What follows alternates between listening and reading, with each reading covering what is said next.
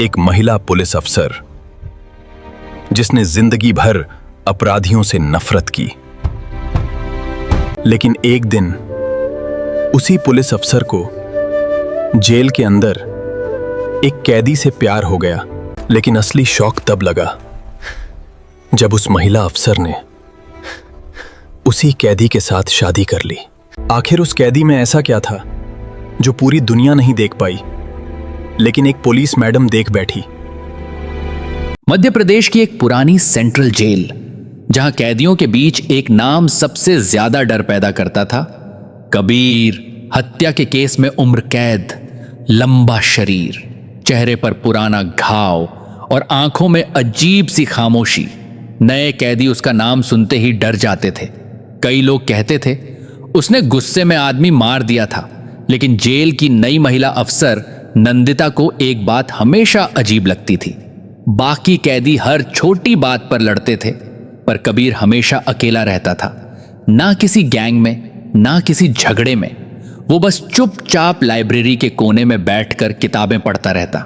एक रात करीब 1 बजे पूरा जेल शांत था। नंदिता सीसीटीवी रूम में बैठकर निगरानी कर रही थी। तभी स्क्रीन पर अचानक कबीर दिखा। वो धीरे धीरे अपनी बैरक से बाहर निकल रहा था। नंदिता तुरंत सतर्क हो गई। उन्होंने सोचा, इतनी रात को ये बाहर क्या कर रहा है। उन्होंने गार्ड्स को तैयार रहने का इशारा किया।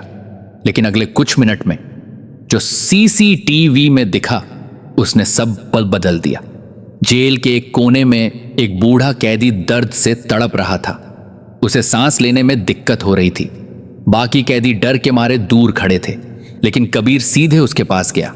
उसने बूढ़े कैदी का सिर अपनी गोद में रखा, अपने हिस्से का पानी उसे पिलाया और पूरी रात उसके पास बैठा रहा। जब बूढ़ा कैदी दर्द से रोने लगा तो कबीर खुद रो पड़ा। वो बार बार सिर्फ एक बात बोल रहा था, कुछ नहीं होगा बाबा, मैं हूं ना। सीसीटीवी स्क्रीन के सामने बैठी नंदिता पूरी तरह शांत हो गई। उन्हें यकीन नहीं हो रहा था, जिस आदमी को पूरी जेल खूंखार अपराधी कहती थी, उसके अंदर इतनी इंसानियत भी हो सकती है। अगली सुबह नंदिता ने कबीर को अपने ऑफिस में बुलाया। कमरे में सन्नाटा था। उन्होंने सख्त आवाज में पूछा, कल रात बाहर क्यों निकले थे?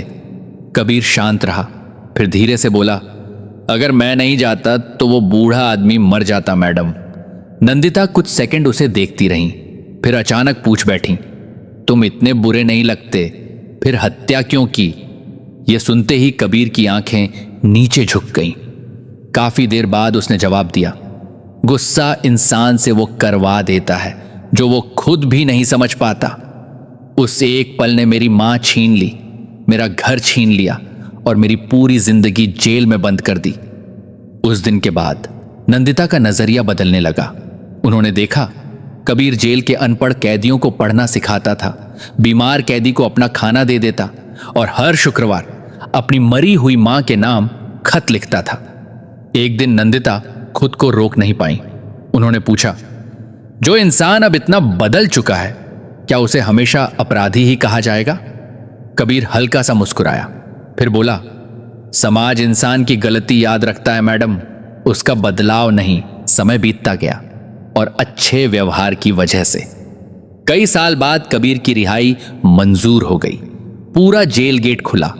कबीर बाहर जाने लगा, लेकिन जाते जाते वो अचानक रुक गया। उसने पीछे मुड़कर देखा। नंदिता दूर खड़ी थी। दोनों कुछ नहीं बोले, लेकिन दोनों की आंखें बहुत कुछ कह रही थीं।